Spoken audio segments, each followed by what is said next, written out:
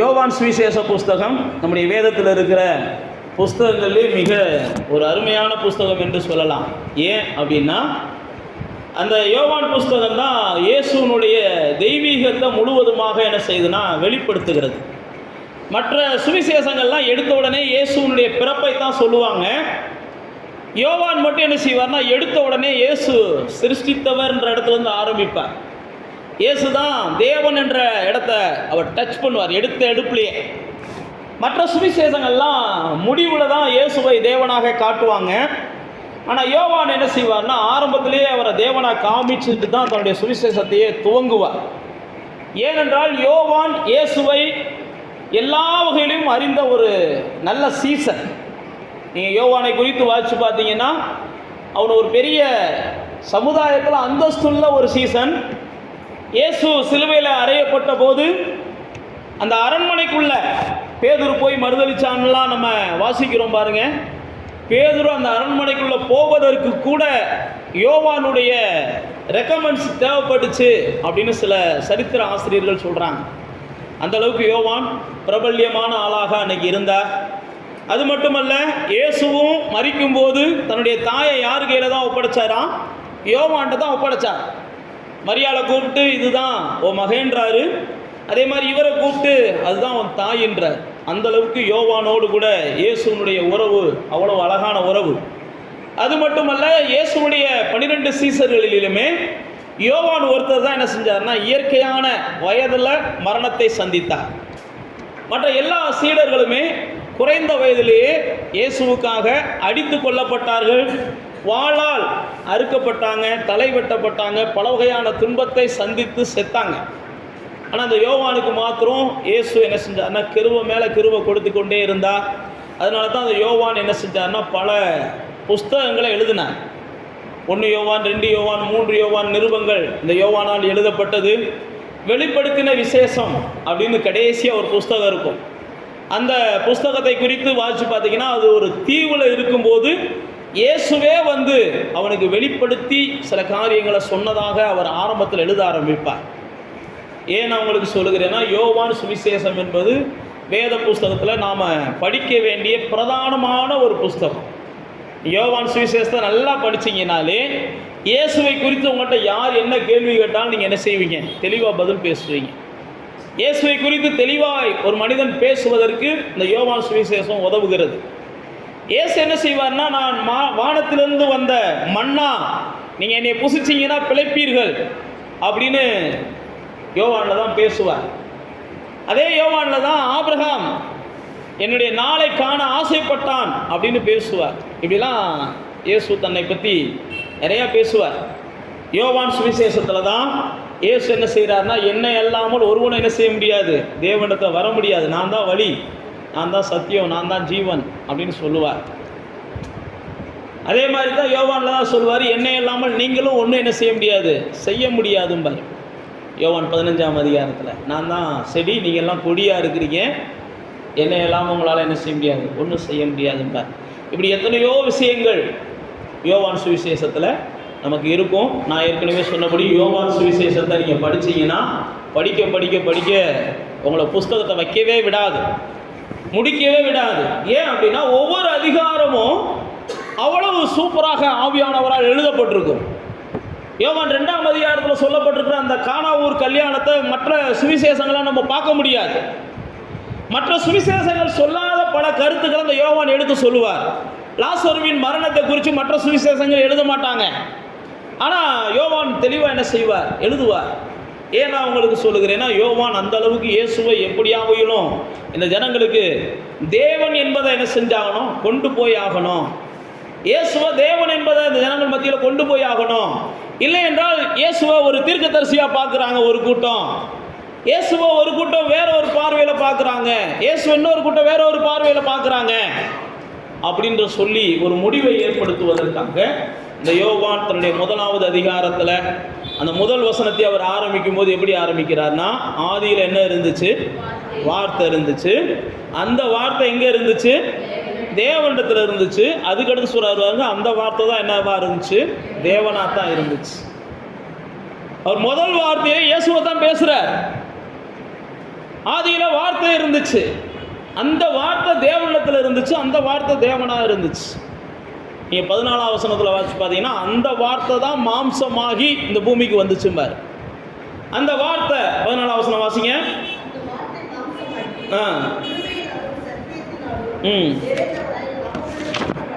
பார்த்தீங்கன்னா அந்த வார்த்தை தான் மாம்சமாச்சு. எந்த வார்த்தை?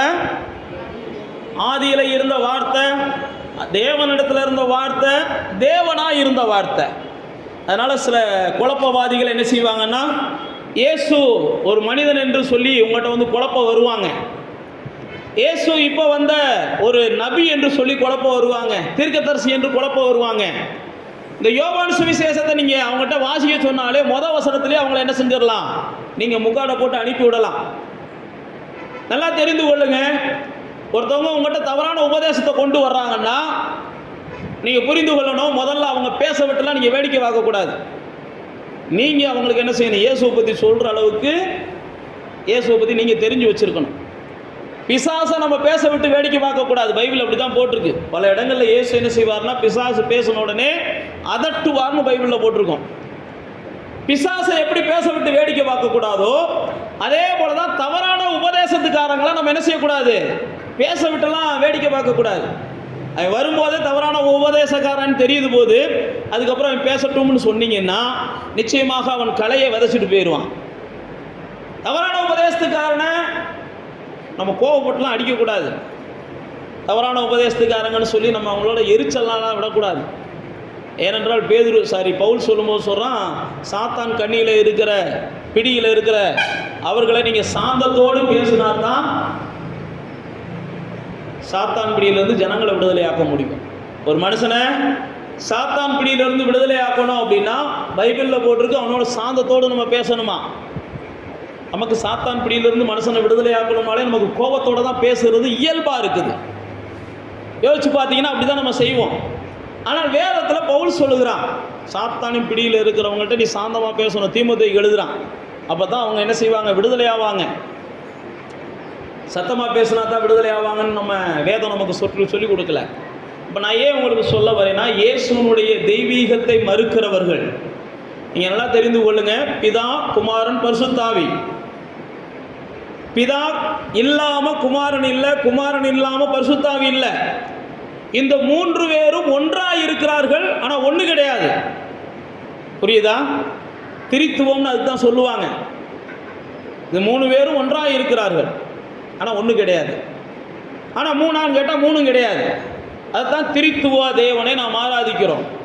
அதனால தான் சிருஷ்டிக்கும் போது ஆதியாகமம் சொல்லுது, நாம் போய் என்ன செய்வோம், மனுஷனை உண்டாக்குவோமாக அப்படின்னு ஆதியாகமம் ஆரம்பிக்கும்.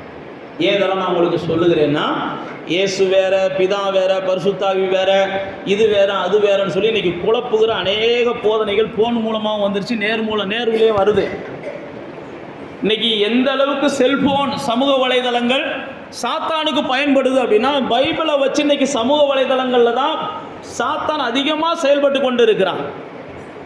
ஏனென்றால் இன்னைக்கு சமூக வலைதளங்கள் மனிதர்களை விட்டு பிரிக்க முடியாத ஒன்றா போச்சு. அதனால சாத்தான் என்ன செய்கிறான்னா, இந்த சமூக வலைதளங்களை அழகாக எடுத்துக்கொண்டு, நான் மறுபடியும் சொல்லுகிறேன், சமூக வலைதளங்களில் நல்ல பக்தி விருத்திக்கு ஏதுவான கருத்துக்கள் உண்டு. அதே நேரத்தில் நம்முடைய பக்தியை கவிழ்க்கக்கூடிய, விசுவாசத்தை சேதப்படுத்தக்கூடிய அநேக கருத்துக்களும் உண்டு. அதனால் முடிந்த அளவுக்கு என்ன செய்யுங்க, முடிஞ்ச அளவுக்கு சமூக வலைதளங்கள் மூலமாக கற்றுக்கொள்வதை தவறுங்க. நீங்கள் கற்றுக்கொள்வதற்கு தேவ சமூகத்தில் உட்காந்து நீங்கள் சில வேத வசனங்களை என்ன செய்யுங்க, தியானம் பண்ணுங்க. உங்களுடைய பக்தி விருத்திக்கு அது என்ன செய்யும், ரொம்ப அவசியமாக இருக்கும். சமூக வலைதளங்களில் சொல்லப்படுகிற கருத்துக்கள் எல்லாம் உண்மை என்று நம்பாதீங்க. நான் கூகுளில் கேட்டேன், இயேசுவுக்கு எத்தனை சீசர்கள் இருக்கிறாங்கன்ட்டு, அது என்ன செஞ்சிச்சு, 14 சீசர்கள்னு சொல்லிச்சு. நீங்கள் 12ன்னு சொல்கிறீங்க. அப்படியெல்லாம் இன்றைக்கி கிறுக்குத்தனமான கிறிஸ்தவர்கள் வந்துட்டாங்க. கூகுள் சொல்லுதே அப்படின்னு கேட்குறாங்க. அதுக்கு அவங்க என்ன செய்கிறாங்க, வேறு யாரையோ 2-3 பேரை சொல்லுவாங்க. ஏன் நான் உங்களுக்கு சொல்லுகிறேன்னா, இன்றைக்கி பாதி பேரை முட்டாளாக்குகிறது சமூக வலைதளங்கள் தான். சமூக வலைதளங்களில் 1 கிலோ அரிசிக்கு நீங்கள் என்ன செய்யுங்க, 1 கிலோ உப்பை போடுங்கன்னு எழுதுனா கூட இன்றைக்கி நம்பி போடுகிற ஜனங்கள் இருக்கிறாங்க. போட்டுத்தையும் பார்ப்போமே அப்படின்னு நம்பி போடுற ஜனங்கள் இருக்கிறாங்க. அப்போ தேவ பிள்ளைகளாகிய நீங்களும் நானும் இன்னைக்கு இருக்கிற இந்த காலகட்டங்களில் சமூக வலைதளங்கள் முழுமையாக நம்பத்தகுந்த கருத்துக்களை நமக்கு கொடுக்கறதில்ல. அதை நீங்கள் புரிஞ்சுக்கிறணும். நம்பத்தகுந்த கருத்துக்கள் முழுமையாக இதில் தரதில்லை. இதையும் நாம் பரிசோதித்து தான் என்ன செய்யணும், ஏற்றுக்கொள்ளணுமே ஒழிய நம்ம நம்பியெல்லாம் முழுக்க ஏற்றுக்கொள்ளக்கூடாது. அதனால் இங்கே வேத புஸ்தகம் நமக்கு முதல் வசனத்திலேயே ஆவியானவர் சொல்லுகிறார், இயேசு தான் யார், இந்த எல்லா சிருஷ்டித்துக்கும் காரணம். இயேசு மூலமாக தான் எல்லாம் உண்டாச்சு. நீங்கள் கொலோசியரில் வாசிச்சு பார்த்தீங்கன்னா தேவத்துவத்தின் பரிபூர்ணம் எல்லாம் அவருக்குள்ளே என்ன செஞ்சிச்சு, இருந்துச்சு. இப்போ இந்த குழப்பவாதிகள் என்ன செய்வாங்கன்னா, அப்போ அவர் ஏன் யார்கிட்ட ஜெபித்தார்னு கேட்பாங்க. இந்த குழப்பவாதிகள் என்ன செய்வாங்கன்னா, அப்புறம் ஏன் அவர் என்னிலும் அவர் பெரியவர்னு சொன்னார்னு கேட்பாங்க. வேதத்தில் பிலிப்பியரில் அழகாக சொல்லப்பட்டிருக்கிறது, அவர் மனுஷனாக வந்ததுனால அவர் தன்னைத்தானே என்ன செஞ்சார், வெறுமையாக்கினார். தேவனுக்கு சமமாக இருப்பதை அவர் கொள்ளையாடின பொருளாக எண்ணாமல், பிலிப்பியர் 2ஆம் அதிகாரத்தில் போட்டிருக்குது. அவர் தேவனுக்கு சமமாக இருக்கிறத அவர் நினைக்கல, மனுஷனாக வந்திருக்கிறோம் அப்படின்னு சொல்லி மனுஷனை போல தேவனிடத்தில் மனுஷனுக்கு ஜெபிப்பது எப்படின்னு கற்றுக் கொடுத்ததை போல செய்த காரியங்களை வச்சுக்கிட்டு தான், நல்லா தெரிந்து கொள்ளுங்க, கிறிஸ்து இல்லாதவன், கிறிஸ்துவை மறுதலிக்கிறவன், அது யாராக இருந்தாலும் அவன் பிசாசுன்னு பைபிள் நமக்கு தெளிவாக போட்டிருக்குது. இயேசுவை ஒருத்தர் குறைச்சி உங்கள்கிட்ட வந்து பேசி இந்த பைபிளை எடுத்துகிட்டு வர்றான்னா, முதல்ல நீங்கள் பார்க்கும்போதே அவனை என்ன செய்யணும், பிசாசு ஒன்று நம்ம வீட்டுக்குள்ளே நுழைஞ்சிருக்கு, இது எப்படியாவது விடுதலை ஆக்கணும், அந்த மனுஷன்கிட்டருந்து, அந்த மனுஷனை பிசாசுலேருந்து விடுதலை ஆக்கணும்னு சொல்லிட்டு தான் பேசணும். அதனால தான் இந்த முதல் வசனமே நமக்கு ஆவியானவர் எழுதி வைத்திருக்கிறார் அவருடைய தெய்வீகத்தை. நீங்கள் 2ஆம் வசனத்தை வாசிச்சு பார்த்தீங்கன்னா, அவர் தேவனோடு கூட இருந்தார், சகலமும் அவர் மூலமாக உண்டாயிற்று, உண்டானதில் ஒன்று கூட என்ன செய்யலை, அவர் இல்லாமல் உண்டாகலை. யார் இல்லாம, மறுபடியும் சொல்லுகிறேன், யார் இல்லாமல் உங்களுக்கு புரியணும், எல்லாமே இயேசு இல்லாம என்ன செய்யல, உருவாகல. இயேசு தான் எல்லாத்தையும் உண்டாக்கினவர், அவர் தான் எல்லாத்தையும் உண்டாக்கினவர். இயேசு இல்லாம ஒண்ணு கூட உருவாகல. அவர் தான், அந்த தெளிவு நம்மகிட்ட இருக்கணும். இயேசு என்பவர் ஏதோ மரியின் வயிற்றில பிறந்த ஒரு மாமனிதன் கிடையாது. மரியின் வயிற்றில் அவர் பிறப்பதற்கு முன்பாகவே அவர் ஆதியும் அந்தமுமாய் இருக்கிறார். நீங்கள் வெளிப்படுத்தின விசேஷத்தில் வாசிச்சு பார்த்தீங்கன்னா, நான் தான் முந்தினவர், நான் தான் பிந்தினவர், நான் தான் ஆதி, நான் தான் அந்தம், நான் தான் முதலும் முடிவுமாய் இருக்கிறேன். உலகமெல்லாம் உண்டாகிறதுக்கு முன்னாடியே அவர் இருந்தவர், இந்த உலகத்தெல்லாம் உண்டாகிறதுக்கு முன்னாடியே அவர் இருந்தவர். இயேசுவை குறித்து நமக்கு தெளிவை கொடுப்பதற்காகவே ஆவியானவர் என்ன செஞ்சிருக்கிறார்னா, அந்த யோவான் சுவிசேஷத்தை எழுதி வச்சிருக்கிறார். இந்த 1ஆவது வசனம், 2ஆவது வசனம், 3ஆவது வசனங்கள். அடுத்து நீங்கள் யோவான் ஸ்நானகன் சொல்லும்போது சொல்லுவான், இந்த இயேசு எனக்கு முன்னிருந்தவர். நீங்கள் 1ஆம் அதிகாரத்தில் வாசிச்சு பார்த்தீங்கன்னா, இயேசு யாரு, எனக்கு முன்னிருந்தவர். பிராக்டிக்கலாக பார்த்தா இயேசுக்கு முன்னாடி யார் பிறந்தா, யோவான் ஸ்நானகன் பிறப்பார். இயேசு பிறக்கிறதுக்கு ஜஸ்ட் ஒரு 6 மாதத்துக்கு முன்னாடி. ரொம்பலாம் கிடையாது, ரொம்பலாம் கிடையாது. ஏன்னா வேதத்தை நீங்கள் வாசிச்சு பார்த்தீங்கன்னா தெரியும், அவங்க எலிசபெத் அப்படின்னா யோவானுடைய தாயார், அவங்க கர்ப்பவதி ஆகிடுறாங்க. அவங்க வயசான காலத்தில் கர்த்தர் அவங்களுக்கு ஒரு வாக்குத்தத்தத்தை கொடுக்குறார். கர்ப்பவதி ஆனதுக்கப்புறம், இந்த வயசான காலத்தில் கர்ப்பவதி ஆகி அவங்க இருக்கிற இந்த காலகட்டங்களில் இந்த வாலிப பெண்ணாகிய மரியாளையும் போய் கர்த்தர் சந்திக்கிறார். சந்திச்சுட்டு தான் நீ என்ன செய்ய போற, கர்ப்பவதியாக போறன்னு சொல்றாரு. சொல்ற நேரத்தில் தான் சொல்றாரு, உன்னுடைய சொந்தக்கார பெண் இப்போ 6 மாசமா இருக்கிறாங்க, நீ வேணா அவங்க வீட்டுக்கு என்ன செய், போன் அனுப்பி வைப்பார். அப்போ இதை வச்சு நம்ம கணித்து கொள்ளுகிறோம், இயேசுவை காட்டிலும் யோவான் ஸ்நானகன் என்ன செய்கிறாரு, ஒரு 6 மாதத்துக்கு மூத்தவர், ரொம்ப எல்லாம் கிடையாது, 6 மாதத்துக்கு மூத்தவர். ஆனால் அந்த யோவான் ஸ்நானகன் என்ன சொல்கிறார்னா, இயேசு எனக்கு முன்னாடி இருந்தவர். இதை யோவான் ஸ்நானகன் சொல்லும்போது, இயேசு என்னிலும் மேன்மையுள்ளவர். நீங்கள் 1ஆம் அதிகாரத்தில் அவர் 2-3 இடங்களில் சொல்வார், இயேசு என்னிலும் மேன்மையுள்ளவர், அவர் என்னிலும் மேலானவர், அவர் என்னிலும் மேன்மையுள்ளவர். ஏன் அந்த வார்த்தையை அவர் சொல்லுகிறார் அப்படின்னா, இந்த ஜனங்கள் என்ன செய்கிறாங்கன்னா, தேடுறாங்க, நமக்குன்னு ஒரு மீட்பர் வேணும்னு தேடுறாங்க. அதனால தான் யோவான் ஸ்நானகனை அவர்கள் மேசியாவா என்று கேட்க ஆரம்பிக்கிறாங்க. அப்போ தான் அவர் சொல்கிறாரு, அதுக்கடுத்த வசனங்களை நீங்கள் வாசிச்சு பார்த்தீங்கன்னா, தேவனால் அனுப்பப்பட்ட ஒரு மனுஷன் இருந்தார். 4ஆம் வசனம்,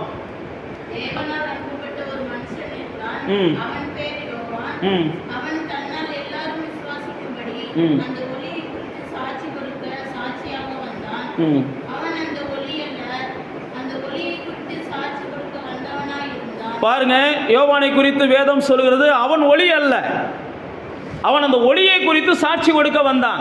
அப்படின்னா என்னன்னா, அவர் வருவதற்கு பாதையை ஆயத்தம் பண்ணுகிற வேலையை யோவான் ஸ்நானகன் செய்தான். இதைத்தான் ஏசாயா தீர்க்கதரிசி சொல்லுகிறார். வனாந்தரத்தில் ஒருத்தர் சத்தம் கேட்டுச்சு, அவன் பள்ளங்களை நிரப்புகிறான், அவன் பாதைகளை சமமாக்குகிறான். ஏன்னா இயேசு வருவதற்கு முன்பாக அவன் தான் அன்னைக்கு என்ன செஞ்சான், தீர்க்கதரிசியாக இருந்தான், யோவான் ஸ்நானகன். அன்னைக்கு எல்லாராலும் ஏற்றுக்கொள்ளப்பட்ட ஒரு பெரிய தீர்க்கதரிசி யோவான் ஸ்நானகன். 400 ஆண்டுகள் கிட்டத்தட்ட மல்கியாவுக்கும் மத்தேயுக்கும் இடைப்பட்ட நாட்கள். மல்கியா மத்தேயு அப்படின்றது பழைய ஏற்பாட்டினுடைய கடைசி புஸ்தகம் மல்கியா, புதிய ஏற்பாட்டோட முதல் புஸ்தகம் மத்தேயு. இதுக்கு ரெண்டுக்கும் 400 ஆண்டுகள். இந்த 400 ஆண்டுகளில் அநேகர் வந்தாங்க, அநேகர் போனாங்க. ஆனால் அவர்கள் யாரையும் வேதம் அங்கீகரிக்கலை, தேவனும் அங்கீகரிக்கலை. அவர்கள் யாரையும் வேதமும் அங்கீகரிக்கலை, தேவனும் அங்கீகரிக்கலை. அதனால தான் நம்ம கத்தோலிக்க திருச்சபைகளில் சில தள்ளுபடி ஆகமங்கள்னு வச்சுருப்பாங்க. அந்த தள்ளுபடி ஆகமங்கள் இந்த மல்கியாவுக்கும் மத்தேயுவுக்கும் இடைப்பட்ட நாட்களில் மக்கபேயர் இப்படின்னா சில புஸ்தகங்கள் வரும், அவங்ககிட்ட இருக்கும்.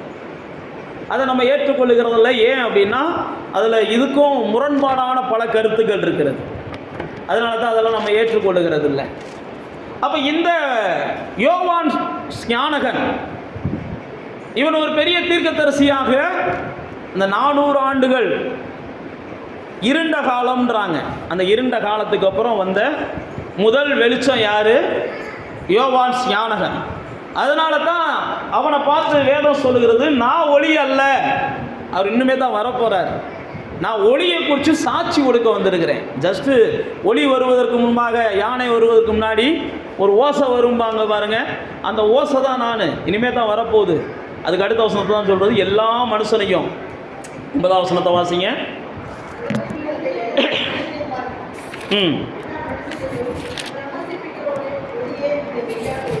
உலகத்தில் வந்து எல்லா மனுஷனையும் பிரகாசிப்பிக்கிற அந்த ஒரு ஒளி தான் மெய்யான ஒளி. அவரை குறித்து தான் நான் என்ன செஞ்சுருக்கிறேன், சாட்சி கொடுக்க வந்திருக்கிறேன் அப்படின்னு யோவான் தன்னுடைய புஸ்தகத்தில் அங்கே எழுதுகிறதை பார்க்குறோம். இதுக்கடுத்து நான் ஏற்கனவே சொன்ன அந்த வசனங்கள்லாம் இதில் தான் இருக்குது. 5ஆம் வசனத்தில் வாசித்து பார்த்தீங்கன்னா, என்னிலும் அவர் யார் வாசிங்க, 15ஆம் வசனத்தை.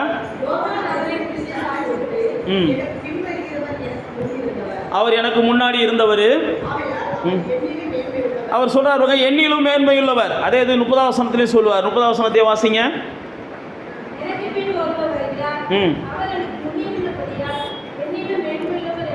இங்கே பாருங்க, அவர் எனக்கும் முன்னாடி இருந்தவர், அவர் எனக்கு முன்னாடி இருந்தவர், அவர் என்னிலும் மேன்மையுள்ளவர்.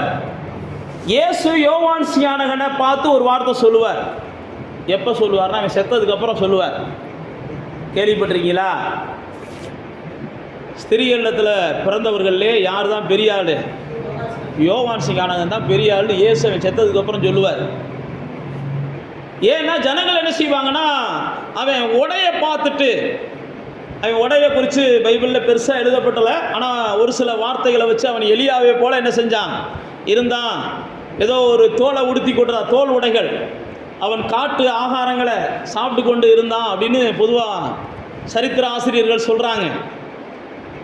அதனால தான் இயேசு என்ன செய்கிறார், அவன் உடைய பார்க்குறீங்க எல்லாரும், ஆனால் உண்மை என்னன்னு பார்த்தீங்கன்னா, அவன் தான் ஸ்திரீகளிடத்தில் பிறந்த எல்லாரை காட்டிலும் பெரியவன் அப்படின்றார். அந்த யோவான் ஸ்நானகன் தன்னை என்ன சொல்கிறான்னா, எப்பா நான் பார்த்த அளவுக்கு எல்லாரிலும் அவர் தான் யார்? மேலானவர், அவர் தான் என்னிலும் மேன்மையுள்ளவர். நான் தான் பெரிய ஆளுன்னு இயேசு சொல்கிறாரு, ஆனால் நான் சொல்கிறேன் அவர் என்னிலும் என்னது? மேன்மையுள்ளவர். அதனால தான் யோவான் ஸ்நானகன் சொல்லுவான், நான் சிறுகணும், அவர் தான் என்ன செய்யணும்? பெருகணும். இந்த வார்த்தை யோவான் ஸ்நானகன் தான் சொல்லுவான். யோவான் ஸ்நானகன் தான் நான் சிறுகணும், அவர் பெருகணும் அப்படின்ற வார்த்தையை பேசுவான். அப்போ இந்த யோவான் ஸ்நானகன் இயேசுவை அறிமுகப்படுத்தும் போது, இவர் தான் நம்முடைய பாவத்தை சுமந்து தீர்க்க வந்தவர். வாசிங்க 29ஆம் வசனத்தை. 29.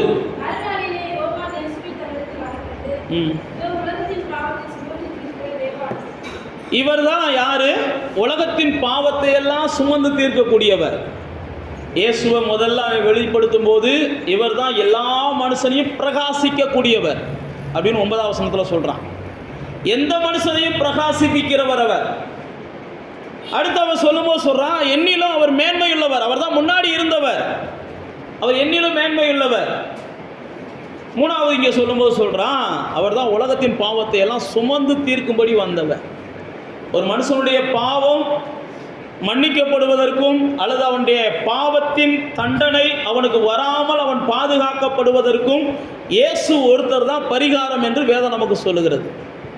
எந்த மனுஷனுடைய பாவமும் மன்னிக்கப்படுவதற்கு இயேசு ஒருவரால் மட்டும்தான் முடியும். அதனால தான் இயேசு வாழ்ந்த நாட்களில் ஒரு திமிர்வாதக்காரனை பார்த்து அவன் பாவம் மன்னிக்கப்பட்டு சிண்டுவார். சொன்ன உடனே எல்லாரும் கேள்வி கேட்பாங்க, பாவங்களை மன்னிப்பதற்கு நீனா தேவனான்ற மாதிரி கேட்பாங்க. அப்போ தான் இயேசு சொல்லுவார், எனக்கு அந்த அதிகாரம் இருக்குன்னு நீங்கள் என்ன செய்யணும், அறிந்து கொள்ளணும். எனக்கு அந்த அதிகாரம் இருக்குது. ஏன் நான் உங்களுக்கு சொல்லுகிறேன்னா, அவர் ஒருவர் தான் பாவங்களை சுமந்து தீர்த்தவர். அவரை விசுவாசிக்காதவர்கள் மேலே பாவத்துக்கான தண்டனை நிச்சயம் வரும். அவரை விசுவாசிக்கிறவர்கள் மேலே பாவத்துக்கான தண்டனை நிச்சயம் வராது. இதைத்தான் யோவான் ஸ்நானகன் என்ன செய்கிறான்னா, இயேசுவை பார்த்த உடனே சொல்கிறான், இவர் தான் யார், பாவத்தை சுமந்து தீர்க்கும்படி வெளிப்பட்டவர். வேதத்தில் பார்த்தீங்கன்னா அவர் சொந்தமானதிலே வந்தார். இங்கே வாங்க, 9ஆம் வசனம் 10ஆம் வசனத்துக்கு வாங்க. 9ஆம் வசனம் பிரகாசிக்கிற இயேசுன்னு சொல்கிறான். வாசிங்க 10ஆம் வசனத்தை. அவர் உலகத்தில் தான் இருந்தார், உலகமே அவர் மூலமாக தான் உண்டாச்சு. புரியுதா உங்களுக்கு? இந்த உலகமே அவர் மூலமாக தான் உண்டாச்சு. அவரும் உலகத்துக்கு வந்தார். ஆனால் அந்த உலகம் என்ன செய்யலை, அவரை அறியலையாம், அவரை ஏற்றுக்கொள்ள விரும்பலையாம், அவரை குறித்து புரிதல் இல்லையா. அடுத்த வசனங்களை வாசிங்க.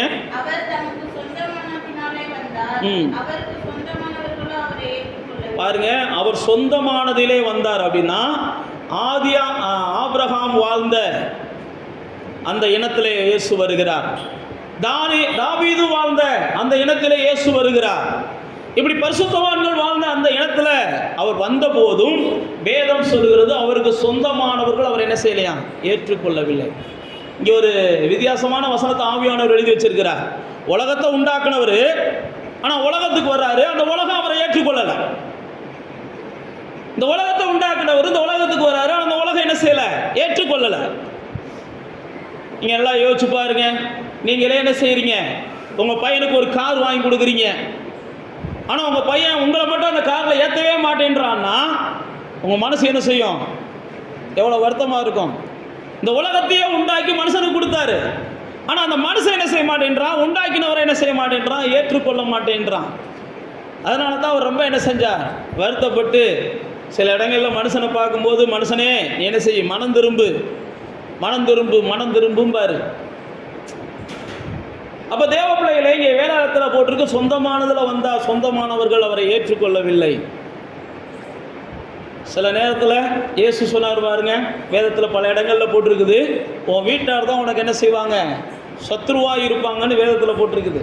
அப்படின்னா என்னென்னா, நீங்கள் வாழ்ந்த நாட்களில், இயேசு வாழ்ந்த நாட்களில் இயேசுவை பைத்தியக்காரன் என்று அவங்க வீட்டாளர்கள் தான் சொன்னாங்க. அப்படி தான் பைபிளில் போட்டிருக்குது.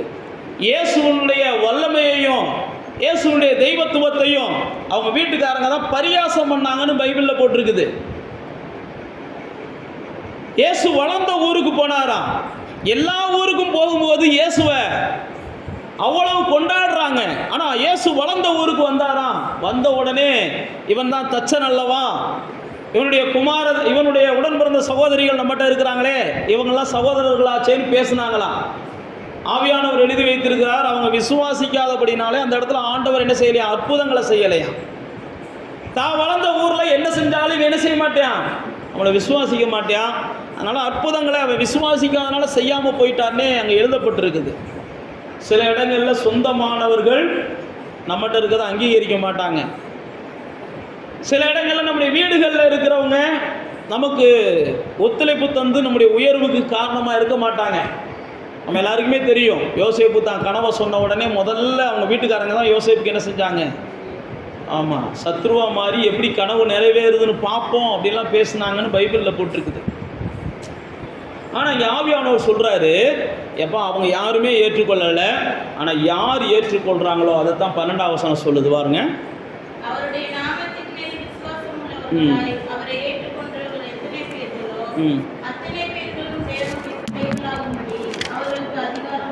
பாருங்க, ஆவியானவர் தெளிவாக எழுதி வச்சிருக்கிறார். யார் ஏற்றுக்கொள்றாங்களோ ஏற்றுக்கொள்ளலையோ, ஆனால் நீங்கள் ஏற்றுக்கொண்டீங்கன்னா நீங்கள் தேவனுடைய பிள்ளைகளாக என்ன செய்றீங்க? மாறக்கூடிய அதிகாரத்தை தேவன் கொடுக்கிறார். சொந்தமானவர்கள் ஏற்றுக்கொள்ளாமல் இருக்கலாம், படித்தவர்கள் ஏற்றுக்கொள்ளாமல் இருக்கலாம், பக்தி உள்ளவர்கள் ஏற்றுக்கொள்ளாமல் இருக்கலாம், பக்கத்து வீட்டுக்காரங்க ஏற்றுக்கொள்ளாமல் இருக்கலாம், பாரம்பரிய கிறிஸ்தவர்கள் கூட ஏற்றுக்கொள்ளாமல் இருக்கலாம். ஆனால் வேதம் சொல்லுகிறது, அவருடைய நாமத்தின் மேலே விசுவாசம் யார் வைக்கிறாங்களோ அவங்க தான் தேவனுடைய பிள்ளைகளாகக்கூடிய அதிகாரத்தை தேவன் என்ன செய்கிறார்? தருகிறார். அப்போ தேவ பிள்ளைகளாகிய நானும் நீங்கள் ஒன்றை புரிந்து கொள்ளணும். தேவனுடைய பிள்ளைகளாகக்கூடிய ஒரு பெரிய பாக்கியம் இயேசுவை விசுவாசிப்பதன் மூலமாகத்தான் கிடைக்குது.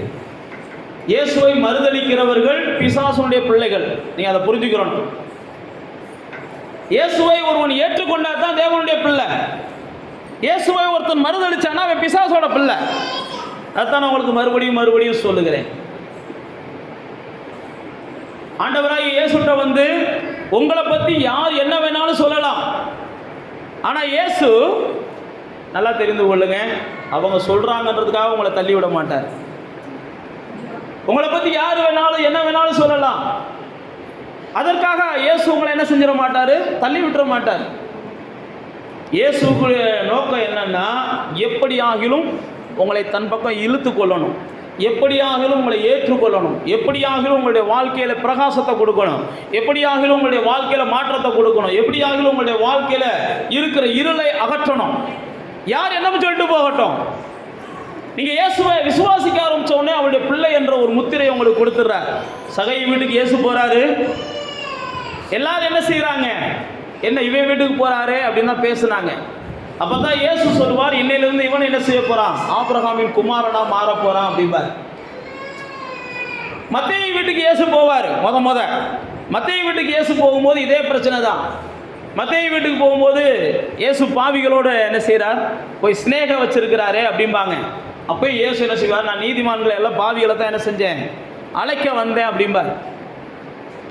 அப்போ தேவ பிள்ளைகளாகி நீங்கள் நல்லா தெரிந்து கொள்ளுங்க, மற்றவர்கள் உங்களை என்ன சொன்னாலும் அவர் உங்களை ஏற்றுக்கொள்வதற்கு ஆயத்தமாக இருக்கிறார்.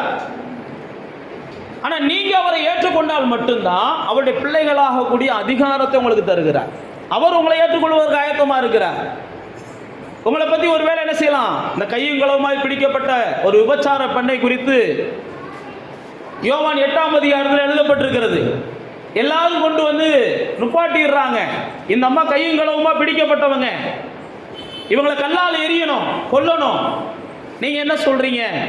பைபிளில் போட்டிருக்கு, இயேசு என்ன செஞ்சாராம்? யார் பாவம் இல்லையோ அவன் எரியட்டும் கல்ல அப்படின்னு சொன்னாராம். சொன்ன உடனே எல்லாரும் கல்லை கீழே ஓட்டுட்டு என்ன செஞ்சிட்டாங்களாம்? போயிட்டாங்களாம். அப்போ இயேசு அந்த அம்மாவை என்ன செஞ்சாராம்? நானும் உன்னை என்ன செய்யலை, ஏன்னா கல்லெறியக்கூடிய ஒரே அந்த இடத்துல பாவம் இல்லாத ஒருவர்னா யார் தான்? இயேசு தான். அந்த அம்மா மேலே கல்லை எறியணும்னா இயேசு ஒருவருக்கு தான் அந்த இடத்துல உரிமை இருக்குது. அதனால தான் இயேசு சொல்றார், நானும் உன்னை என்ன செய்யலை, ஆக்கினைக்குள்ள உள்ளாக்கல, நீ போ, இனி போய் என்ன செய்யாத, பாவம் செய்யாத. அப்போ எப்படிப்பட்ட சூழ்நிலையில் உங்களை பற்றி யார் என்னமோ சொல்லட்டும், அது உண்மையாக இருக்கலாம், பொய்யா இருக்கலாம். நான் மறுபடியும் சொல்லுகிறேன், நீங்கள் அவர்களை ஏற்றுக்கொள்வதைத்தான் அவர் எதிர்பார்க்கிறார். நீங்கள் அவரை ஏற்றுக்கொள்ளணும், அதைத்தான் அவர் எதிர்பார்க்கிறார். மற்றவங்க சொல்லலாம், சர்ச்சுக்கு வர்றதுக்கு முன்னாடி அங்கே அநியாயம் பண்ணிக்கிட்டு இருக்காங்க, சர்ச்சுக்கு வர்றதுக்கு முன்னாடி இங்கே சண்டை போட்டு வரையான், அங்கே இதை பண்ணிட்டு வரையான், அங்கே என்ன பண்ணிட்டு போகிறாங்க, அதெல்லாம் ஆண்டவர் கவனிக்க மாட்டார். சர்ச்சுக்கு வரும்போது ஒரு ஏக்கத்தோடு வரீங்களா, ஒரு விருப்பத்தோடு வரீங்களா, ஒரு மாற்றத்தை எதிர்பார்த்து வரீங்களா, அல்லது ஒரு இயேசுனுடைய வார்த்தைகளை ஏற்றுக்கொள்ளணுன்ற ஆசையோடு வரீங்களா, இதைத்தான் அவர் பார்க்கிறார். அதனால் மற்றவங்க சொல்கிறதெல்லாம் வச்சு ஆண்டவர் உங்கள் வாழ்க்கையில் என்ன செய்ய போகிறதில்ல, தீர்ப்பளிக்க போகிறதில்ல. மற்றவங்க என்னமோ சொல்லிட்டு போகிறாங்க, உண்மையாக கூட இருக்கட்டும். ஆனால் நீங்கள் என்ன செய்யுங்க? இயேசுவை ஏற்றுக்கொண்டீங்கன்னா அவருடைய பிள்ளைகளாக கூடிய ஒரு அதிகாரத்தை இயேசு மூலமாக நீங்கள் என்ன செய்கிறீங்க? பெற்றுக்கொள்கிறீங்க. இப்போ இயேசுனுடைய தெய்வீகத்தை குறித்து நம்ம சில விஷயங்களை தியானித்தோம். அடுத்து பார்த்தீங்கன்னா இயேசுனுடைய பிறப்பை குறித்து நீங்கள் 14, 18 நம்ம வாசிச்சிட்டோம். யோவானுடைய சாட்சியை நம்ம வாசித்தோம். 19ஆம் வசனத்துலேருந்து யோவான் தன்னுடைய சாட்சியை இயேசுவை குறித்து அவன் சொல்லுகிறான். அதெல்லாம் நம்ம வாசித்தோம். அவர் என்னிலும் பெரியவர் அப்படின்னு சொல்லி அவன் சொல்லுகிறான். இப்போ பார்த்தீங்கன்னா 35ஆவது வசனத்துக்கு மேலே ஒரு சீசர்கள் கூட்டம் உருவாகிறதை பார்க்கிறோம். இந்த சீசர்கள் முதல்ல யார்கிட்ட இருந்தாங்க அப்படின்னு பார்த்தீங்கன்னா, யார்கிட்ட இருந்தாங்க? யோவான் ஸ்நானகன்ட்ட இருந்தாங்க. நான் ஏற்கனவே சொன்னேன், யோவான் ஸ்நானகன் யாரு? இயேசு வருவதற்கு வரைக்கும் வழி ஆயத்தம் பண்றவன். இயேசு வந்தாச்சுன்னா இவன் ஓடி போயிடுறவன். இயேசுகிட்ட போய் கேட்பான், சீசர்களை அனுப்பி சிறைச்சாலையில் இருக்கும்போது என்ன கேட்பான்? வருகிறவர் நீதானா, இல்லை வேற ஒருவர் வருவது வரைக்கும் நான் காத்திருக்கணுமாண்டு. எப்ப? சாகிறதுக்கு முன்னாடி. தேவ பிள்ளைகளாகிய நானும் நீங்களும் இதில் ஒரு சத்தியத்தை புரிஞ்சுக்கிறோம். ஆலயத்திற்கு சிலரை நாம் அழைத்து கொண்டு வருவோம். ஆலயத்துக்கு கொண்டு வந்ததுக்கு அப்புறம் ஆலயத்தில் ஒப்படைச்சாச்சுன்னா அடுத்து நம்ம இன்னொரு ஆளை தேடி போயிடணும். நாம் ஒப்படைச்ச ஆளுகளையே சுற்றி உட்கார வச்சுக்கிட்டு நாம் என்ன செஞ்சக்கூடாது? காரியத்தனம் பண்ணிக்கிட்டு இருந்தோம்னா கடைசியில் நம்ம வாழ்க்கைக்கு நாமே என்ன செஞ்சிருவோம்? குருடருக்கு வழிகாட்டுகிற குருடர்களாக மாறிடுவோம். இன்னைக்கு நிறைய இடங்கள்ல இதுதான் தப்பாக நடக்குது. யோவான் ஸ்நானகனுடைய வேலை என்ன? இயேசு வருவது வரைக்கும் சீசர்களை ஆதாயம் செய்வது. இயேசு வந்த உடனே சீசர்களை எல்லாம் இயேசுட்ட ஒப்படைச்சிட்டு அவன் என்ன செஞ்சிடணும்? போயிடணும். இன்னைக்கு கிறிஸ்தவ உலகத்தில் இருக்கிற ஒரு முரண்பாடு என்னன்னு பார்த்தீங்கன்னா, ஒருவருக்கு சுவிசேஷத்தை சொல்லி இங்கே ஆலயத்துக்கு கொண்டு வந்தாச்சுன்னா அதுக்கப்புறம் சாகிறது வரைக்கும் அந்த சுவிசேஷத்தை சொல்லி கொண்டு வந்தவர்களுக்கு இவர்கள் என்ன செஞ்சுறாங்கன்னா உரிமையாளர்கள் மாறி தொடர்ந்து அவங்களுக்கு ஏதாவது ஒரு வகையில் தொடர்பை ஏற்படுத்துகிறாங்க. அதனுடைய விளைவு என்னன்னா இவங்களும் வளராம மலட்டு வாழ்க்கைக்குள்ளே போயிடுறாங்க. நம்முடைய நோக்கம் இங்கே வந்து சேர்த்தாச்சுன்னா அதுக்கப்புறம் புதிய ஆட்களை நாம் என்ன செய்யணும்? தேடணும். ஆலயத்தில் சேர்த்தாச்சுன்னா அடுத்து அவங்களுக்குன்னு ஒரு தனி குடும்பம் என்ன செஞ்சிருது? உருவாயிருது. அவர்களுக்கும் தேவன் தனியாக என்ன செய்கிறார்? உரிமை கொடுத்துட்றார். அவங்களுக்கும் தேவன் ஒரு ரேஷன் கார்டை கொடுத்துட்றார். அவர்களுக்குன்னு சொல்லி தேவன் என்ன செய்கிறார்? வாழ்வதற்கான இங்கே வந்து சேர்ந்தோடனே அவங்களுக்கு ஒரு மெம்பர்ஷிப் கிடைச்சிருது. தேவனோட ஒரு ஐக்கியம் வந்துடுது. அதுக்கப்புறம் அவங்க தனியாக அவங்களுக்குன்னு உரிய உரிமை வேற. நீங்கள் அடுத்து என்ன செய்யணும்? புதிய ஆட்களை தேடணும். யோவான் அதைத்தான் செஞ்சான். இயேசுடைய தன்னுடைய சீசர்களை இயேசுவை என்ன செய்கிறான்? பின்பற்ற வைக்கிறான். நீங்கள் நல்லா தெரிந்து கொள்ளுங்க, இயேசுவை பின்பற்றின அந்த சீசர்களை குறித்து அங்கே போட்டிருக்குது. அந்தபடியே யோவான் வந்து இந்த நான் சொன்ன 35 வசனத்துக்கு மேலே வாங்க, முதல் அதிகாரத்துக்கு வாங்க. யோவானும் அவருடைய சீசரில் 2 பேரும் இயேசு நடந்து போகிறாரு.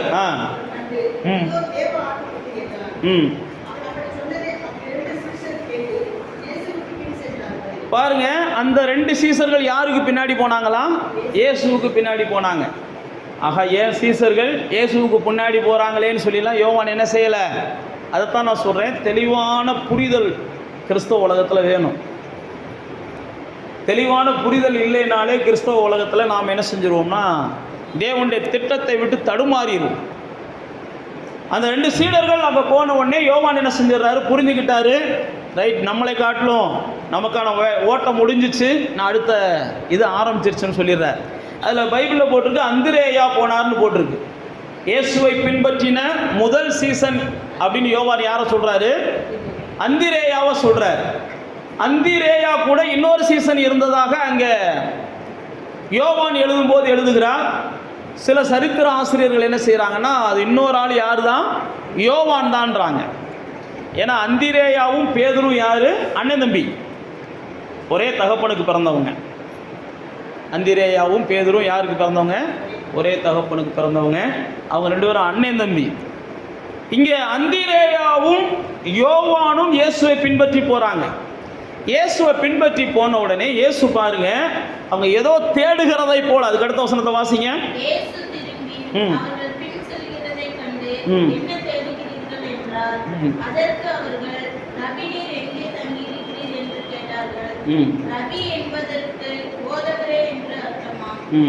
அவர் வந்து பாருங்கள் என்றார். அவர் வந்து அவர் தங்கியிருந்த இடத்தை கண்டு அன்றைய தினம் அவரிடத்தில் தங்கினார்கள். அப்பொழுது ஏறக்குறைய 10 மணி வேளையா இருந்தது. போதும். இங்க பாருங்க, இயேசுவை பின்பற்றி போறாங்க. இப்ப முத ஆலயத்துக்கு வரவங்க என்ன செய்வாங்க? உள்ள வாங்கம்மா, இல்லைப்பா சும்மா அந்த பக்கம் வந்தேப்பா, சும்மா வாங்க, இருக்கட்டும்ப்பா அப்படின்னு ஒரு ஓரமாக என்ன செய்வாங்க? எங்கேயாவது ஒரு மூலையில் உட்கார்றதுக்கு தான் விரும்புவாங்க. நீங்கள் நல்லா தெரிந்து கொள்ளுங்க, இப்படி தான் அன்றைக்கி அந்திரேயாவும் யோவானும் இருந்தாங்க. சும்மா அந்த பக்கம் தேடிக்கிட்டு வந்தோம். ஆனால் இயேசு என்ன செஞ்சார்? அவங்க இருதயத்தை பார்த்தாரு. அவங்க என்னையை தான் என்ன செய்கிறாங்க? பின்பற்றி வருகிறார்கள். என்னையை தான் அவங்க தேடி வர்றாங்கன்னு இயேசுவுக்கு தெரியும். உடனே இயேசு என்ன செஞ்சாரான்னா, வாங்க நான் தங்கி இருக்க இடத்துக்கு வாங்கன்னு இவர் கூட்டு போயிடுறார். அப்போ இயேசுவை ஒரு தேடுகிற இருதயம் உங்களுக்குள்ளே வந்துருச்சுனாலே அவர் என்ன செய்கிறாருன்னா அவங்கள அவருடைய ஸ்தலத்துக்கு கூட்டு போயிடுறார், அவருடைய பிரசன்னத்துக்குள்ளே கூட்டு போயிடுறார். அவர் வாசம் பண்ணுகிற அந்த இடத்துக்குள்ள அந்த தேடுகிற இருதயம், எதையும் பார்க்காம தேடுகிற இருதயம். யார் ஒருவன் முழு மனதோடு இயேசுவை தேடுகிறார்களோ அவர்களால் மட்டுமே பிரசன்னத்தை உணர முடியும். இயேசுவை தேடுகிறவர்கள் பிரசன்னத்தை உணரலை அப்படின்னா அவர்கள் முழு மனதோடு கூட இயேசுவை என்ன செய்யலை, தேடலை. ஒருவேளை யோவானுக்கு பயந்துக்கிட்டு தேடினாங்கன்னு வைங்க, சில நேரத்தில் நம்ம யாருக்காவது பயந்துக்கிட்டே இயேசுவை தேடக்கூடிய சூழ்நிலை வரும். நல்லா தெரிந்து கொள்ளுங்க. அதையெல்லாம் மறந்துட்டு நம்ம இயேசுவை என்ன செய்யணும், முழுமையாக தேடணும், முழு மனசோட தேடணும். முழுமையாக தேடுனீங்க, முழு மனசோட தேடினீங்கன்னா இயேசு உங்கள்கிட்ட பேச ஆரம்பிச்சிருவார். இவங்க தேடுறாங்க, இவங்க பின்னாடி போகிறாங்க, இயேசு உடனே அவங்கள்ட்ட பேச ஆரம்பிக்கிறார். என்னடா வேணும், என்னடா பிரச்சனை, என்னடா சொல்லுங்கடா அப்படின்னு உடனே அவங்க என்ன செய்கிறாங்க, இயேசுகிட்ட பேசுகிறாங்க. அப்போ நீங்கள் தேடுகிறது யாருக்கும் பயந்து தேடக்கூடாது. நீங்கள் யாருக்காவது பயந்துக்கிட்டு தேடுறதை குறைக்கக்கூடாது. சமுதாயம் பார்த்துருமோ, ஜாதி சனம் பார்த்துருமோ, இவங்க பார்த்துருவாங்களோ அவங்க பார்த்துருவாங்களோன்னு நீங்கள் இயேசுவை தேடினீங்கன்னா நீங்கள் நல்லா தெரிஞ்சுக்கோங்க, இயேசுவின் சத்தத்தை நீங்கள் கேட்க முடியாது. நீங்கள் யார் சத்தத்தை தான் கேட்க முடியும்னா சத்துருக்களுடைய சத்தத்தை தான் கேட்க முடியும். நீங்கள் இயேசுவை தேடும்போது யாரையும் நினைத்து பயப்படாமல் தேடணும். யார் என்னமோ நினச்சிட்டு போகிறாங்க, நான் இயேசுவை பின்பற்ற விரும்புகிறேன் அப்படின்னு தேடுனீங்கன்னா இயேசு உங்களை என்ன செய்வார்னா தன் பக்கமாக இழுத்து கொள்ளுவார், உங்களோடு கூட பேசுவார், உங்களை தன்னுடைய ஸ்தலத்துக்கு அழைத்து செல்லுவார், அவர் தன்னுடைய வீட்டில் வச்சு உங்களை மகிழ பண்ணுவார். அப்படி தான் போட்டிருக்கு, என்னுடைய ஜெப வீடு எல்லா ஜனத்துக்கும் என்ன செய்து சொந்தமானது, அங்கே வந்து வாங்க மகிழ்ச்சியாக இருக்கலாம் அப்படின்ற. அப்போ இயேசுவை தேடுகிறவர்கள் நம்ம என்ன செய்யணும், இந்த அந்திரேயா யோவானை போல, அந்திரேயா யோவானை போல மற்றவர்கள் என்ன நினைப்பாங்க அப்படின்னு நினைக்காம இயேசுவை தேடணும். இப்போ பாருங்க, யோவானும் அந்திரேயாவும் தேடிடுறாங்க. அப்போ தேடின உடனே 40ஆம் வசனம் போட்டிருக்குது, யோவான் சொன்னதை கேட்டு வாசிங்க, அவருக்கு பின் சென்ற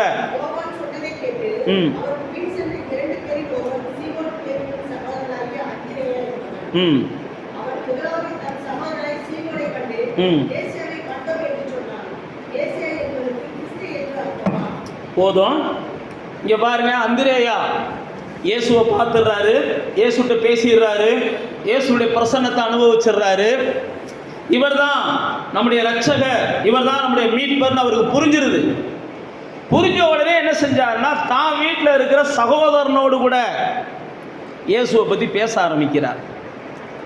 நீங்கள் நல்லா தெரிந்து கொள்ளுங்க, உங்களுடைய சுவிசேஷம் முதலாவது என்ன செய்யணும், உங்கள் வீடுகளுக்குள்ளே கேட்கணும். முதலாவது உங்கள் உறவுகளுக்குள்ளே கேட்கணும், வீடுகளுக்குள்ளே கேட்கணும், உறவுகளுக்குள்ளே கேட்கணும்னா உங்கள் சுவிசேஷம் உங்களை முதலாவது மாற்றி இருக்கணும். மாற்றி இருந்தால் தான் அங்கிட்டு கேட்கும், இல்லைன்னா அது என்ன செய்யாது, கேட்காது. அப்போ பேதுருவோடு கூட யார் போய் பேசுகிறா, அந்திரேயா பேசுகிறார். அந்திரேயா பேசின உடனே பேதுருவுக்கு பெரிய சந்தோஷம். நீங்கள் மாறி இருந்தீங்கன்னா, நீங்கள் உங்கள் வீட்டுக்குள்ளே பேசும்போது உங்கள் வீட்டுக்காரங்களுக்கு சந்தோஷம் வரும். கவனிக்கணும், நீங்கள் மாறி இருந்தீங்கன்னா உங்கள் உறவுக்காரங்களோட பேசும்போது உறவுக்காரங்களுக்கு சந்தோஷம் வரும், நம்பிக்கை வரும். நீங்கள் மாறலைன்னா நீங்கள் உறவுக்காரங்களோட பேசும்போது வீட்டுக்குள்ளே பேசும்போது சண்டை தான் வரும். புரிஞ்சுக்கோங்க. ஆமாம் பாஸ்டர், சண்டை தான் வருதுன்னா நீங்கள் இன்னும் சுவிசேஷத்தின்படி என்ன செய்யலை, மாறலை, வீட்டில் வெளிப்படுத்தலை. சுவிசேஷத்தின்படி நீங்கள் வீட்டில் வெளிப்படுத்துனீங்கன்னா தான் நீங்கள் பேசும்போது மாற்றங்கள் வரும். நீங்கள் மாறாமல் உங்களுடைய வார்த்தை ஒருவங்களை மாற்றாது. முதல்ல நீங்கள் அதை தெரிஞ்சுக்கோங்க. நீங்கள் மாறாமல் உங்கள் மூலமாகவும் தேவன் யாரையும் மாற்ற மாட்டார். நீங்கள் மாறாமல் நீங்கள் எதிர்பார்க்கிற மாற்றங்களையும் தேவன் அவ்வளோ சீக்கிரத்தில் தரமாட்டார். இங்கே பாருங்க, பேதுரு போய் சொன்ன உடனே, அந்திரேயா சொன்ன உடனே, இன்றைக்கி சகோதரர்களுக்குள்ளே ஐக்கியம்ன்றதெல்லாம் இன்றைக்கி கேள்விக்குறியாக நிற்கிது. எத்தனை வீடுகளில் அண்ணன் தம்பி பேசுகிறாங்கன்னு கேட்டால் பெரிய கேள்விக்குறி. எத்தனை வீடுகளில் அக்கா தங்கச்சி, இந்த இப்போ லீவெல்லாம் வருதுன்னு வைங்க, மே மாதம் லீவெலாம் வருது, பாக்கியவான்களாக இருப்பீங்க நீங்கள்லாம்.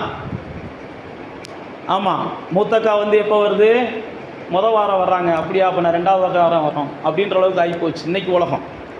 உலகம் எப்படி இருந்துச்சு, ஐயோ அக்கா வர நேரம் கண்டிப்பாக வரணும், தங்கச்சி வர நேரம் கண்டிப்பாக வரணும், அண்ணன் வர நேரம் கண்டிப்பாக வரணும், மதினி வர நேரம் கண்டிப்பாக வரணும்னு உலகம் இருந்துச்சு. இன்றைக்கி பார்த்தீங்கன்னா அவங்க வந்துட்டு போனதுக்கப்புறம் நாங்கள் வர்றோம், அவங்க வேறு வந்து நாங்கள் வேறு வந்து சை வேண்டாம் முகத்திலேயே முடிக்கக்கூடாதுன்ற உலகம் வந்துருச்சு. அப்புறம் எங்கே நம்ம சுவிசேஷத்தை போய் சொல்கிறது, எங்கே போய் அவங்கள கிறிஸ்துவுக்குள்ளே கொண்டு வர்றது, அவங்கள பார்க்குறதே நம்ம என்ன செய்கிறோம், தவிர்க்கிற காலங்களுக்குள்ளே வந்துட்டோம். நம்ம நிச்சயமாக நான் சொல்கிறேன், இதெல்லாம் ஒரு நாள் என்ன செய்யும்னா சீக்கிரம் மாறும். நம்ம மாற்றலைன்னா நமக்கு முன்னாடி தேவன் ஏதாவது ஒன்று செஞ்சு மாற்றுவார். இங்கே பாருங்கள், பேதுரு போகிறாரு. யார்கிட்ட போகிறாரு? அந்திரேயா போய் சொன்ன உடனே பேதுரு இயேசுட்ட வருவாருங்களேன். வாசிங்க, அதுக்கு அடுத்து 41 வசனத்தை வாசிங்க. 41 வாசிட்டோம், 42 வாசிங்க. ம்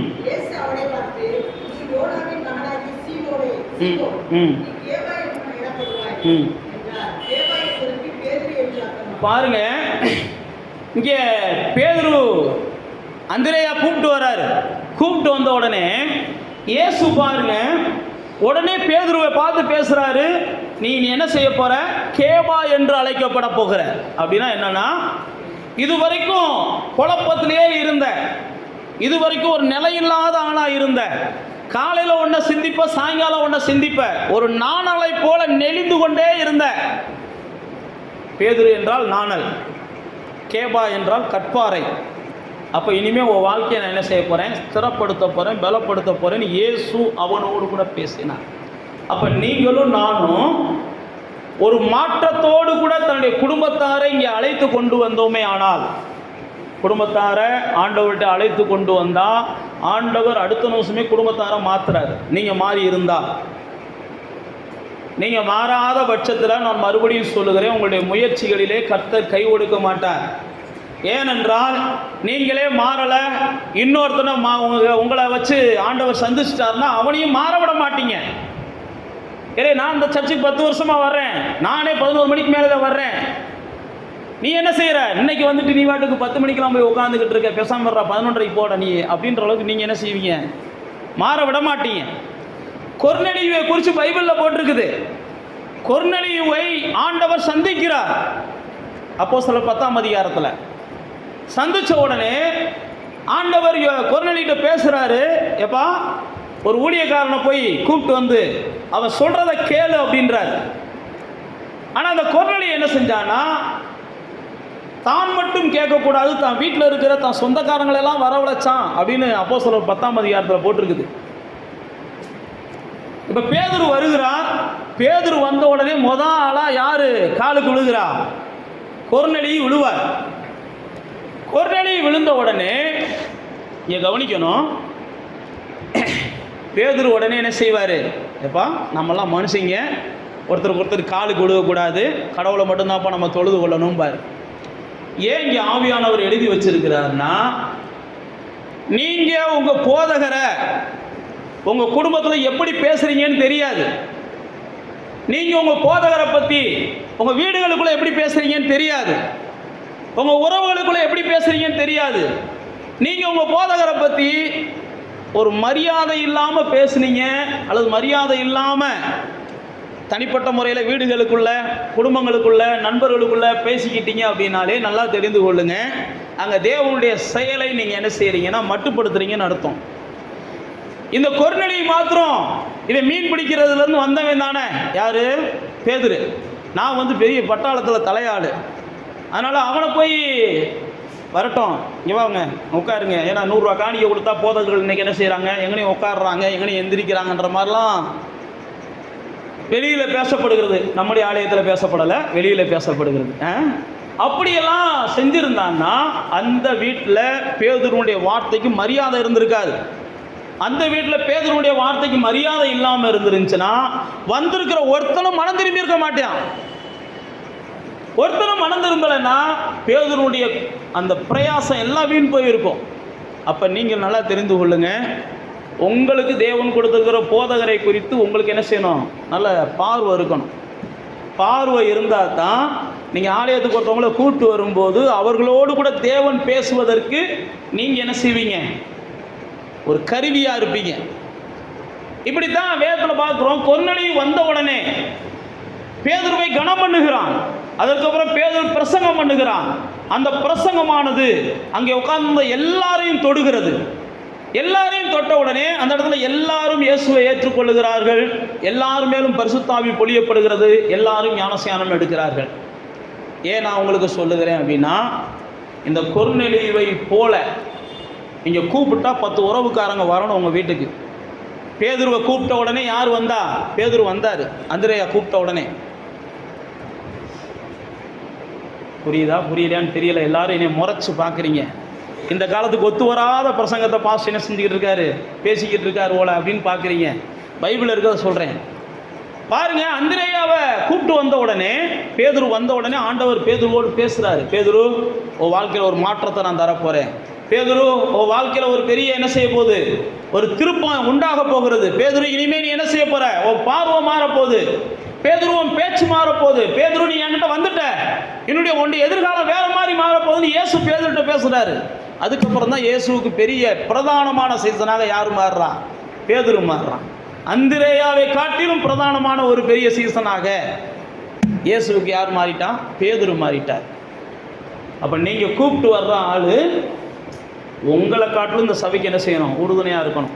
நீங்கள் கூப்பிட்டு வர்ற ஆள் உங்களை காட்டிலும் இந்த ஊழியத்துக்கு உறுதுணையாக இருக்கணும். நீங்கள் கூப்பிட்டு வர ஆள் உங்களை காட்டிலும் தேவனுடைய ராஜ்யத்துக்காக நிறையா பயன்படுற ஆளுகளாக மாறணும்.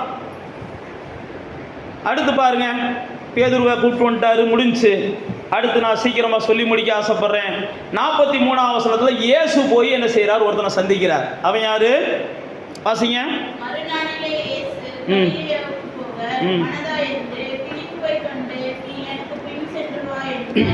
பாருங்க, பிலிப்பு, அதுக்கு அடுத்த வருஷம் போட்டு அந்திரேயா, பேதுரு, இவங்க ஊருக்காரனா, அவனும் எல்லாம் ஒரே ஊருக்காரங்க தான், சொந்தக்காரங்களாக தான் இருக்கணும். பிலிப்புவை இயேசு போய் கூப்பிடுறார். அப்படின்னா என்னன்னா, சிலரை நீங்கள் சந்திக்கிறீங்க, நீங்கள் சந்திக்க முடியாதவர்களை தேவன் என்ன செய்கிறார்னா சந்திக்கிறார். அதுக்காக நீங்கள் எல்லாத்தையும் சந்திக்கணும்னு அவர் நினைக்கல. உங்களால் சந்திக்க முடியாத மக்கள் இருப்பாங்க, உங்களால் பேச முடியாத மக்கள் இருப்பாங்க, உங்களை காட்டிலும் படித்தவங்களாக இருப்பாங்க, உங்களை காட்டிலும் பணக்காரங்களாக இருப்பாங்க, உங்களை காட்டிலும் பதவியில் உள்ளவங்களாக இருப்பாங்க, உங்களை காட்டிலும் வேறு ஏதோ ரூபத்தில் நீங்கள் சந்திக்க முடியாத இடத்துல இருப்பாங்க. ஆனால் உங்களால் சந்திக்க முடியாதவர்களை அவரே நேரடியாக என்ன செய்கிறார்? சந்திக்கிறார். யாரை கொண்டும் சந்திக்கிறார்? இல்லை அவரே போய் சந்திக்கிறார். பிலிப்புவை இயேசு என்ன செஞ்சாராம்? கூப்பிட்டாராம். நீ வாப்பா, என் சீசனா.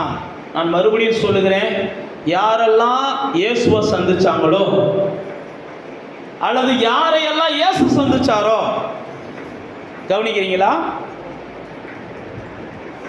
இயேசுவை நீங்க சந்திச்சாலும் இயேசு உங்களை சந்திச்சாலும் மாற்றம் எப்படிப்பட்டதா இருக்கணும்னா, நீங்க இன்னொரு ஆளை சந்திக்கிறதா இருக்கணும். அதுதான் உண்மையான மாற்றம். நீங்க இன்னொரு ஆளை சந்திக்கல அப்படின்னா இயேசு உங்களை சந்திச்சது வேஸ்ட், நீங்க இயேசுவை சந்திச்சது வேஸ்ட். இதைத்தான் இந்த யோவான்ல வாசிக்கிறோம். அந்திரேயா போய் இயேசுவை சந்திக்கிறார். சந்திச்ச உடனே பேதுருவை சந்திக்கிறார். வாப்பா இயேசுவை சந்திப்போம்னு கூப்பிடுறார். அதே மாதிரி தான் இயேசு போய் பிலிப்புவை சந்திக்கிறார். பிலிப்புவை சந்திச்ச உடனே பிலிப்பு போய் யாரை கூப்பிட்டான்னு போட்டிருக்குவானுங்களே, அது கீழே வசனங்களை வாசிங்க. 45 வாசிங்க.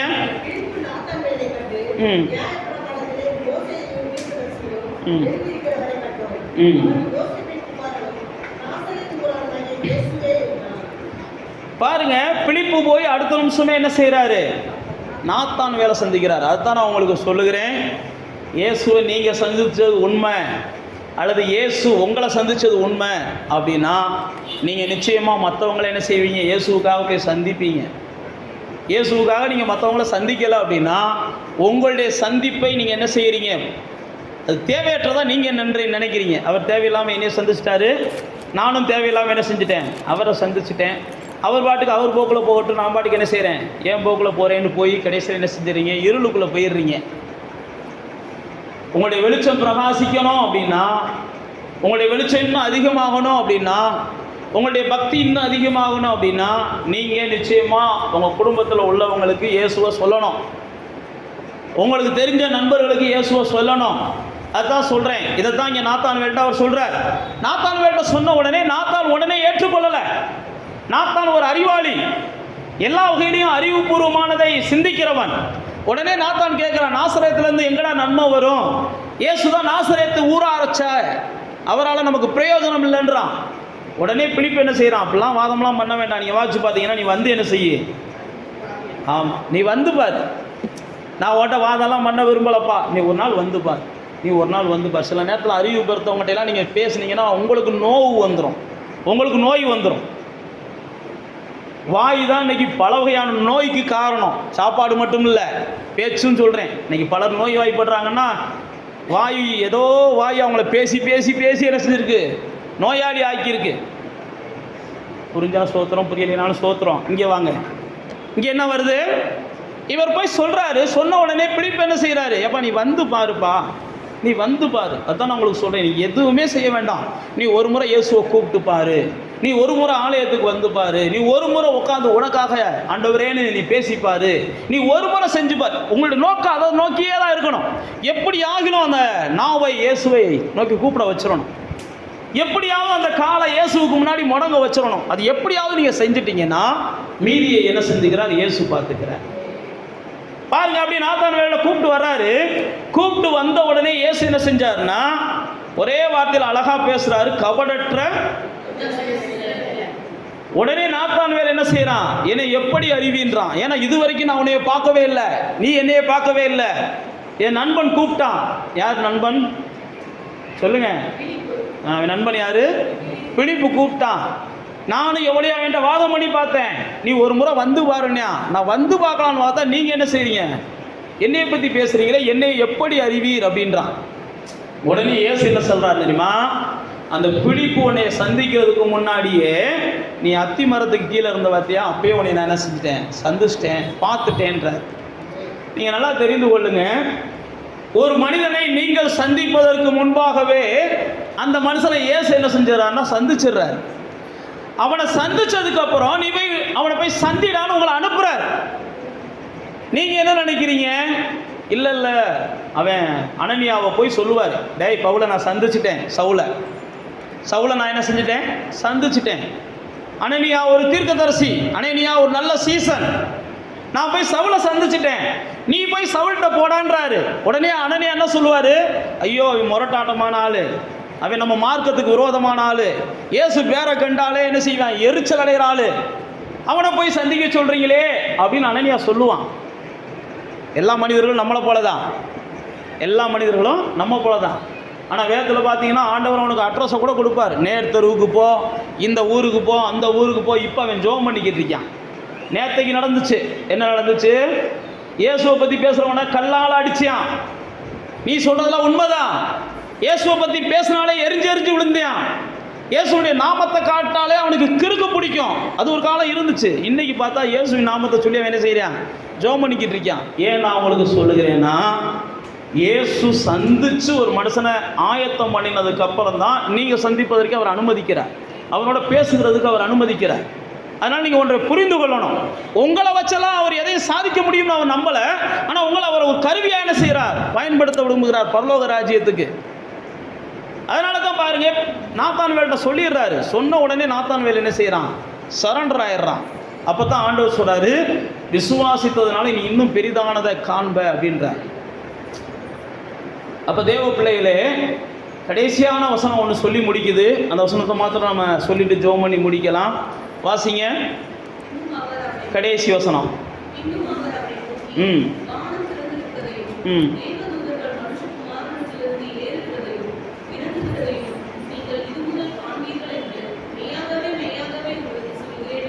இயேசுவை ஏற்றுக்கொண்டதுக்கு அப்புறம் அந்த மனுஷனுக்காக பரலோகம் எப்போ என்ன செய்தான், திறந்திருக்குது.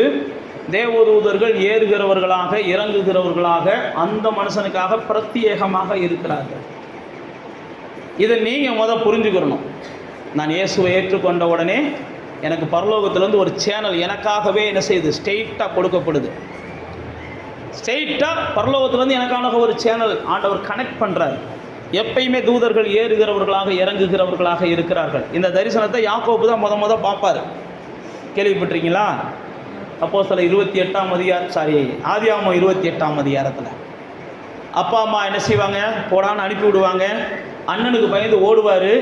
இரவு நேரத்தில் ஒரு காட்டுக்குள்ளே தூங்குவார். தூங்கும்போது வானத்திலிருந்து ஒரு ஏணி இருக்கும், ஏறுகிறதையும் இறங்குகிறதையும் யாக்கோபு முத என்ன செய்வார், தரிசனமாக பார்ப்பார். அதுக்கப்புறம் தான் சொல்லுவார், இந்த இடத்துல தேவன் வாசம் பண்ணுகிறார். அப்படின்னா என்னன்னா, பரலோகத்திலிருந்து எனக்காக எப்பையும் ஏறுகிறவர்களாக இறங்குகிறவர்களாக தேவதூதர்கள் இருக்கிறார்கள் அப்படின்ற விசுவாசம்தான் உங்களை தேவனுடைய வீடாக மாற்றுது. அந்த விசுவாசம் இருந்தால் தான் நீங்கள் தேவனுடைய ஆலயமாக இருக்க முடியும். அந்த விசுவாசம் இருந்தால் தான் நீங்கள் தேவனுடைய பிள்ளைகளாக இருக்க முடியும். அதனால தான் ஆண்டவர் சொல்லுகிறார், விசுவாசித்த நீ இதிலும் பெரிதானதை காண்பீர்கள். ஆண்டவரை விசுவாசித்தவங்க அவங்க வாழ்க்கையில் இன்னும் பெரிதானவைகளை காண வேண்டும், செய்ய வேண்டும் என்பதுதான் ஆண்டவருடைய நோக்கமாக இருக்குது. நான் மறுபடியும் சொல்லி முடிக்கிறேன். ஆண்டவராகிய இயேசுவை குறித்த அறிவு என்பது முதலாவது அவர் தேவன் என்ற அறிவு நமக்கு என்ன செய்யணும், கொஞ்சம் கூட சந்தேகம் இல்லாமல் வேணும். எந்த குழப்பத்துக்கு ஆளாகக்கூடாது. அதுக்கப்புறம் நான் உங்களுக்கு சொன்னேன், இயேசு தான் எந்த மனுஷனையும் பிரகாசிப்பிக்கிறவர். அவர் தான் பிரகாசிக்க முடியும். எந்த மனுஷனையும் நீங்கள் மாற்ற முடியாது, நான் மாற்ற முடியாது. நானும் நீங்களும் மாத்திரேன்னு சொல்லி எப்போ பார்த்தாலும் திட்டிக்கிட்டே இருக்காதீங்க. எப்போ பார்த்தாலும் பனிஷ்மெண்ட் கொடுத்துக்கிட்டே இருக்காதீங்க. எந்த மனுஷனும் மாற்ற முடியாது. மாற்றணும்னு நீங்கள் போராடாதீங்க. ஆண்டவர் கையில் தான் ஒப்பு கொடுக்கணும். ஆண்டவர் தான் ஒரு மனுஷன் என்ன செய்ய முடியும், மாற்ற முடியணும். அதனால தான் நீங்கள் உங்கள் மனதை தேவனுக்கு நேராக எப்படியாவது அவங்கள திரும்ப பாருங்கள். அவங்க மனதை தேவனுக்கு நேராக நீங்கள் திருப்பிட்டீங்கனாலே அவங்க திருந்திடுவாங்க. அவங்க மனசு திருந்திடும். உங்கள் வேலை திருப்பணும், திருத்துறது அவர் வேலை. உங்கள் வேலை திருப்ப மட்டும் செய்யுங்க, திருத்திடுவார். அவர் நிச்சயம் திருத்துவார். அவரால் திருத்த முடியாத மனுஷன் யாருமே கிடையாது. அதனால தான் எந்த மனுஷனையும் பிரகாசிக்கிறார் அப்படின்னு போட்டிருக்கு. அடுத்து நான் உங்களுக்கு சொன்னபடி அவர் தான் பாவங்களையெல்லாம் சுமந்து தீர்க்கிறவர். அடுத்து நான் உங்களுக்கு சொன்னபடி இந்த உலகம் ஏற்றுக்கொள்ளுதோ இல்லையோ, நான் அவரை ஏற்றுக்கொள்ளுகிறேன் அப்படின்னு நீங்கள் சொல்லி அவரை பின்பற்றுகிறீர்கள், அவருக்கு பிள்ளையாக இருக்கிறீங்க. அடுத்து நம்ம தியானிச்சோம் பாருங்கள், யோவான் ஸ்நானகனை போல அவர் தான் மேலானவர், அவருக்கு பின்னாடி தான் நான் சிறுகணும், அவர் தான் பெருகணும். என்னையால் தான் இந்த தொட்டி கட்டப்பட்டுச்சுன்னெலாம் சொல்லக்கூடாது. என்னையால் தான் இந்த ஃபேன் போடப்பட்டுச்சுன்னா சொல்லக்கூடாது. என்னையால் தான் அந்த வாசல் திறக்கப்பட்டுச்சுன்னா சொல்லக்கூடாது. கர்த்தருடைய பிள்ளைகள் சேச்சா கர்த்தர் எனக்கு அதை செய்யக்கூடிய பாக்கியத்தை அது கொடுத்தீங்களே சோத்திரம்ப்பா அப்படின்னு சொல்கிறவங்களுக்கு தான் இன்னும் பெரிய பெரிய காரியத்தை செய்கிறதுக்கு கர்த்தர் வாசலை திறப்பார். இப்படி தான் யோவான் ஸ்நானகன் சொன்னான். சிலர்லாம் உண்மைக்கே வருத்தப்படுகிறேன், நம்ம ஆலயத்தில் ரொம்ப கம்மி தான், இருந்தாலும் நம்ம ஆலயத்தில் இருக்கிறாங்க. அவங்களுக்கு ஏதாவது ஒரு பொருளை வாங்கி போட்டு அதில் அவங்க உபயோகம்னு போட்டால் தான் அவங்களுக்கு என்ன செய்யுது, பரலோகத்தில் இருக்கிற சந்தோஷம் இருக்குது. இல்லைன்னா அவங்களுக்கு என்ன செய்யுது, கர்த்தர் தான் அவங்களுக்கு பதில் சொல்லட்டும்னு பேசாமல் இருக்க வேண்டியிருக்கு. நம்ம எதுவும் பேசக்கூடாது. அப்படி தான் யோவான் ஸ்நானகன் இல்லை. யோவான் ஸ்நானகன் தன்னுடைய சீசர்கள் கூட இயேசுவை பின்பற்றட்டும்னு விட்டான். இயேசுவை சந்தித்த அந்திரேயா தன் சகோதரியை கிறிஸ்துவுக்கு சொந்தமாக்கினான். இயேசு போய் பிலிப்புவை சந்தித்தார். பிலிப்பு தன்னுடைய நண்பர்களை எல்லாம் கிறிஸ்துவுக்கு சொந்தமாக்கினான். இப்படி ஒருவருக்கொருவர் ஆண்டவருடைய சமூகத்துக்கு வரும்போது, பேதுரு ஆண்டவர் சமூகத்துக்கு வந்த உடனே ஆண்டவர் உனக்கு ஒரு பெரிய மாற்றத்தை தரேன்றார். நாத்தானியேல் ஆண்டவருடைய சமூகத்துக்கு வந்த உடனே ஆண்டவர் என்ன செய்கிறார், உன்னை நான் முன்னாடியே தெரிஞ்சுக்கிட்டேன்ப்பா, உன் வாழ்க்கையில் இன்னும் பெரிய காரியத்தை நீ செய்வ, நீ கபடற்ற மனுஷன் அப்படின்னு பேசுகிறார். நல்லா செய்கிற, நான் சொல்கிறத புரிஞ்சிருச்சுனாலே, நான் சொல்கிறது உங்களுக்கு புரிஞ்சுக்கிச்சுனாலே நீங்கள் பரலோகத்திலேருந்து தேவதூதர்கள் ஏறுகிறத இறங்குறத பார்ப்பீங்க. நான் சொல்கிறது இப்போ இவ்வளோ சொன்னது புரிஞ்சாலே போதும், ரொம்பலாம் வேண்டாம். இந்த 1ஆம் அதிகாரம் புரிஞ்சிச்சுனாலே உங்களுக்கு ஒரு பெரிய தைரியம் இருக்கும், எனக்காக செயல்படுவதற்கு பரலோகம் இருக்குது. என்னை